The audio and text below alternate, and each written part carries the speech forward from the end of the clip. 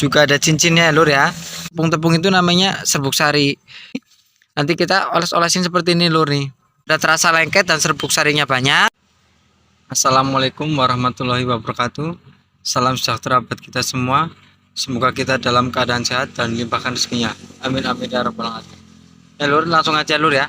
Ini saya mau berbagi pengalaman untuk membedakan bunga buah nangka, bunga jantan dan bunga betina ya lur ya.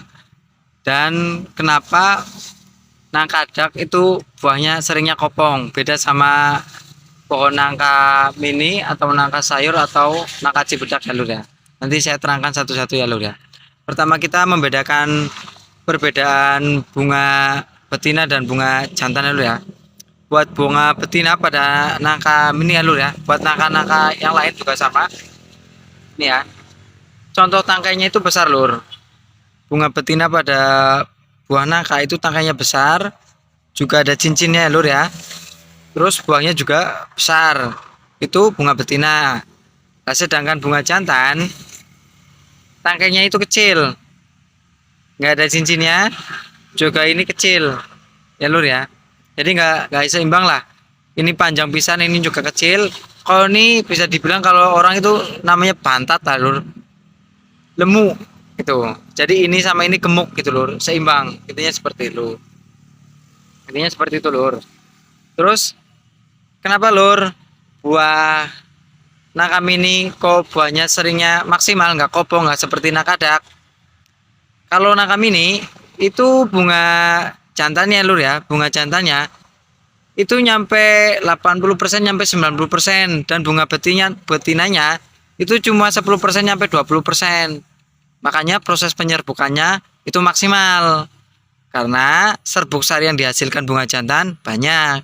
Nah, sedangkan pada nangka dak bunga betinanya 80% nyampe 90%, sedangkan bunga jantannya cuma 10% nyampe 20%. Makanya apa? Buahnya kopong. Karena apa? Proses penyerbukannya tidak maksimal karena serbuk sari yang dihasilkan pada bunga jantan sedikit. Atau cuma berapa, cuma 20% sih kalau pada nangka dak. Beda sama nangka mini itu nyampe 90% 80% bunga jantannya. Nah terus kita juga bisa mensiasati lur biar biar nangka dak itu buahnya nggak kopong ya lur ya. Dengan cara apa? Satu, kita unsur makro sama mikronya kita penuhin pada fase vegetatif maupun fase generatif. Nah, terus saya saranin nih lur, pada buah nangka dak ya, kalau kita nanam pohon nangka dak, kita juga harus nanam nangka mini atau nangka cempedak atau nangka sayur. Itu buat mensiasati lur apabila kita pengen berproduksi singkat. Soalnya nangka itu di umur 2 tahun juga udah bisa buahan. Tapi kalau pada nangka dak umur 2 tahun itu kurang maksimal buahnya lur. Ya itu karena bunga jantannya cuma 20% lur. Jadi serbuk sarinya tidak banyak. Lah kenapa saya nyuruh nanam nangka mini atau nangka biasa?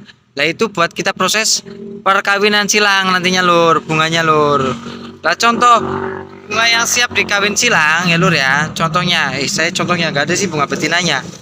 Intinya nih, kalau pas dipegang kayak gini ya lur ya, bunga betinanya itu terasa lengket lur. Bunga betinanya itu terasa lengket nih di kepala, ini kepala putik ya. Kepala putik kan adanya di betina ya. Itu terasa lengket, dan di bunga jantannya pun terasa lengket itu lur.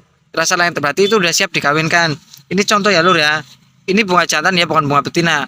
Soalnya ini di nangka mininya nggak ada bunga betinanya, atau di nangka daknya saya nggak ada pohonnya lagi habis. Ini contoh aja contoh. Nah nih, ini namanya serbuk sari ya lur ya. Nih, yang tepung-tepung itu namanya serbuk sari.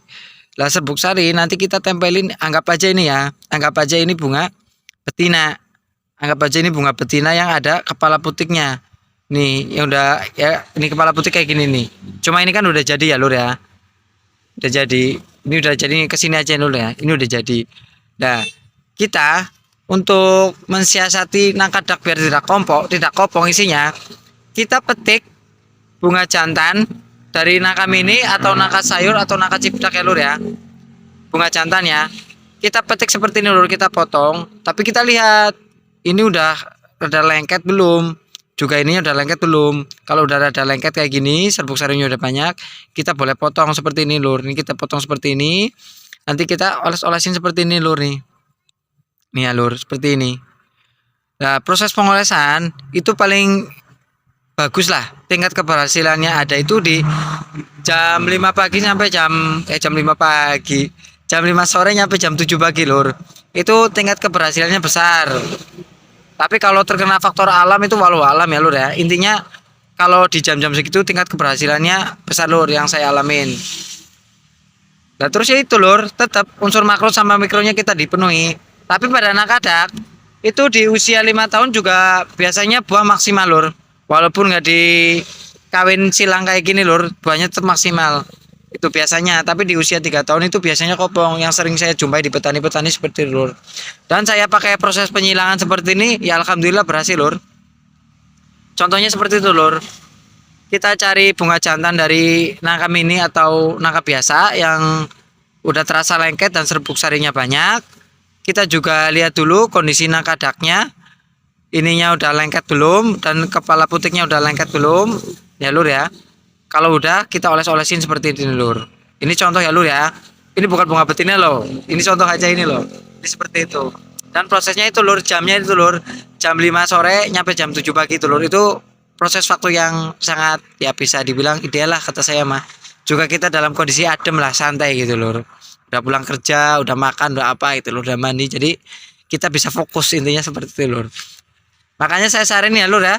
Yang nanam nangka dak juga nanam nangka mini atau nangka biasa ya lur ya, atau nangka cimpedak ya nanam ya, itu buat mensiasati apabila nangka dak itu buahnya kurang maksimal. Tapi kalau yang buat nanam nangka mini udah fokusin nanam nangka mini juga nggak masalah, soalnya dia proses penyerbukannya nggak perlu dibantu lah, karena itu bunga betinanya 20%, bunga jantannya bisa nyampe 80%. Kalau nangka dak kan kebalikannya, itunya seperti itu lur. Ya dari saya cukup sekian ya lur ya. Semoga pengalaman saya bermanfaat dan mudah dimengerti oleh sedulur-sedulur semua ya lur ya. Jangan lupa like, komen, dan ngopinya ya lur ya. Like, komen, dan subscribe dan ngopi ya lur ya. Wassalamualaikum warahmatullahi wabarakatuh. Salam tukang macul.